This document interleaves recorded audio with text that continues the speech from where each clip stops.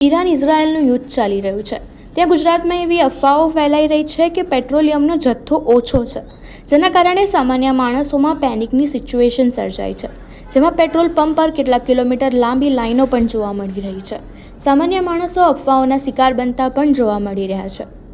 Petrol का कुछ दिक्कत हुआ है या कुछ भाव और ज्यादा बढ़ने वाला है, कल से क्या है क्या नहीं कुछ पता नहीं। ये सब दौड़े तो हम भी दौड़े भाई, कुछ पता कुछ नहीं है।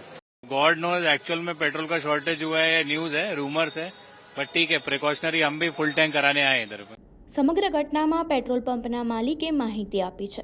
આ સિવાય વડાપ્રધાન નરેન્દ્ર મોદીએ યુદ્ધ વચ્ચે પણ તેલના ભંડારોને પ્રાથમિકતા આપવામાં આવી રહી છે તેવું કહ્યું છે। તેની તરફ નજર કરીએ कि पेट्रोल की शॉर्टेज कोई लगती नहीं है, पेट्रोल तो मिलता है।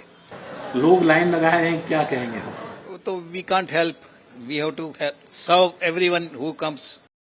एलपीजी ऐसी एनर्जी जरूरतों के लिए 27 देशों से इंपोर्ट किया जाता था। तेल के भंडारण को भी प्राथमिकता दी है। તમે અહીં સમગ્ર મામલો જોયો જેમાં જનતા પેનિક કરતી દેખાઈ રહી છે। સરકાર બનતા પ્રયાસ કરી રહી છે, માટે પેનિક કે કોઈ અફવામાં આવી પેટ્રોલિયમનો જથ્થો ખોરવાય તેવું કાંઈ પણ કરવું નહીં।